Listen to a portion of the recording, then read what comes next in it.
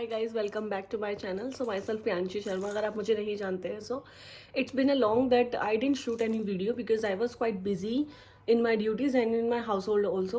So today I came back Delhi, and so I thought just to create a video for all of you, those who are preparing for ESIS and DSSB as well as for AIMS exam, but this video is only for DSSB and ESIS aspirants. So see, I am working as a nursing officer in KGME Lucknow, but also I want to appear in ESIS or DSSB. As you all know that DSSB lengthens the timing period between the result and the exam. So this is very important for all of you to focus on ESIS more than DSSB because ESIS has certain time limit, so it just मतलब वो क्या है कि वो complete करता है अपना उस टाइम पीरियड में. Basically I just want to say this. So ऐसा नहीं है कि कौन सा अच्छा कौन सा बेकार है, सबके अपने एडवांटेजेस हैं, डिसएडवांटेजेस हैं दोनों के. सो DSSB is only for Delhi. आपको दिल्ली में ही सब कुछ मिलेगा, कुछ भी हॉस्पिटल, आपकी रैंक कुछ भी है, या मतलब कुछ भी का मतलब है अगर आप उस क्राइटेरिया में अंदर आते हैं तो. एंड ESIS सेंट्रल है, चेंज भी हो सकता है, मतलब चेंज होने का मतलब है कि कहीं भी आपको डाल सकते हैं. So this video is only for the book कि आपको कौन सी बुक पढ़नी चाहिए, आपको how to prepare for ESIS and DSSB and other nursing exams also.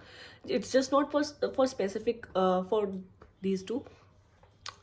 सो जितना भी मैंने देखा है ESIS का एग्जाम पैटर्न जो भी देखा है, so one liners mostly been asked since many years. So your focus on those one liners should be there. सो आपको क्या करना है कि सबसे पहले आपका फोकस जो है वो वन लाइनर्स पे होना चाहिए, सो दैट कोई भी क्वेश्चन आए. और वन लाइनर्स पे आपका फोकस कब होगा, जब आपके बेसिक्स क्लियर होंगे. So if your basics are clear then you can do anything, ठीक है, इन योर एग्जाम.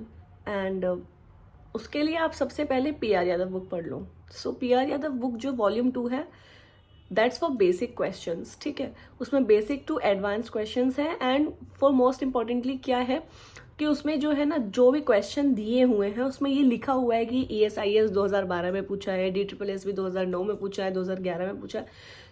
मतलब एग्जाम्पल दे रही हूँ मैं, इस तरीके से उसमें ये चीज़ बहुत अच्छे से मेंशन की हुई है. So I like that book basic to advance level के लिए. अगर आपने बहुत अच्छे से उसको पढ़ लिया है, बहुत अच्छे से 5-6 बार रिविजन कर लिया, बहुत अच्छे से, आर यू गेटिंग कि मैं क्या बोल रही हूँ, बहुत अच्छे से, कि आपको क्वेश्चन आए, अगर आपका ये लगता है ना कि ये आंसर नहीं है तो इसका ये आंसर क्यों नहीं है, ठीक है. सो वो आपको उसका रीजन उस बुक में अच्छे से पता चलेगा, because rationale is also there with the question attached, ठीक है. उसके बाद क्या है, अगर आपका ये क्वेश्चन ये वाला बुक हो गया है, and if you want some advancement in your syllabus, so you can add target high. That's very good book, बहुत ही अच्छी बुक है, बहुत ही सिंपल बुक है और बहुत ही सुलझी हुई बुक है. तो ये दोनों बुक ऐसी है जो आपको ये एग्जाम क्रैक करा सकती है. ऑल्सो आपके कोचिंग के नोट्स हैं तो वो बहुत ही अच्छा है. अगर कोचिंग के नोट्स नहीं है तो आपने 4 साल पढ़ाई करी है, 3 साल पढ़ाई करी है, उनके नोट्स होते ही हैं हम सब लोगों के पास.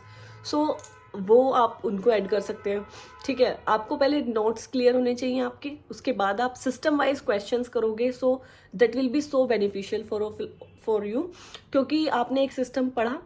Suppose you have read genital urinary tract वाला, मतलब पूरा पढ़ लिया है आपने, सिस्टम पढ़ लिया है, गैस्ट्रो पढ़ लिया है, तो आप उसके क्वेश्चन करो दोनों बुक से. सबसे पहले बट मैं आपको बोलूँगी कि आप PR यादव से करो, देन उसी सिस्टम का आप फिर टारगेट हाई से कर लो, क्योंकि एक सिस्टम खत्म, एक चपड़ा खत्म, मतलब एक टेंशन खत्म हो गई एक सिस्टम खत्म होने के बाद. सो इस तरीके से आप अपनी तैयारी इसमें कर सकते हो. और ऑल्सो ESI ने इस साल किया है कि नॉन नर्सिंग वो देगा ही नहीं. सो ये तो सोने पर सुहागा वाली चीज़ है, क्योंकि नॉन नर्सिंग नहीं देगा तो आपको नर्सिंग पढ़ना है, कोई टेंशन लेने की ज़रूरत नहीं है आपको. और नेक्स्ट वीडियो में मैं आपको बताऊंगी DSSB के लिए आप कैसे प्रिपेयर करें. Although I didn't clear any of those exam because मेरे टाइम पर वो निकले ही नहीं है. अभी मेरा फर्स्ट अटेम्प्ट होगा इन एग्जाम्स को देने का, ठीक है. तो मैं अपने एक्सपीरियंस से बता रही हूँ, ठीक है. ये video basically on only on experience. तो इसको प्लीज़ ऐसे मत लेना, ओ मैडम पहले अपना निकाल ले एग्जाम ये वो।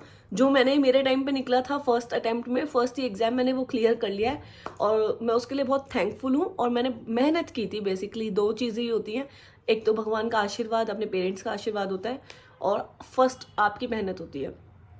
दोनों चीज़ें इक्वालिटी में चलती हैं। तो मैंने सिर्फ आपसे एक एक्सपीरियंस शेयर किया, क्योंकि मैं भी वो प्रिपेयर कर रही हूँ, बट मैं इतना अच्छे से प्रिपेयर नहीं कर पा रही हूँ। तो मेरी शादी अभी अभी हुई थी, तो इस वजह से बहुत सारी चीज़ें चलती रहती हैं बिहाइंड द सीन्स।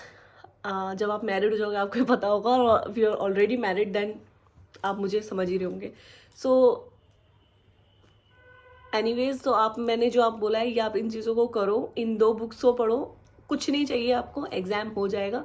अभी 2 मंथ्स हैं ओनली, 7 जुलाई को ESIS का एग्ज़ाम है। आई होप कि सबका अच्छा हो, मेरा भी अच्छा हो, आप लोगों का भी अच्छा हो। और कुछ भी डाउट है regarding anything, so you can comment down here in this video. So till then take care, bye bye. और जो भी बुक का रेफरेंस चाहिए, कुछ चाहिए, तो मैं, अब हम टेलीग्राम चैनल भी खोलेंगे तो मैं आपको बताऊंगी वहाँ पे क्या क्या क्वेश्चंस दिया करूँगी डेली के डेली। मेरी भी रिवीजन होगी, इससे अच्छी आपकी भी होगी। सो और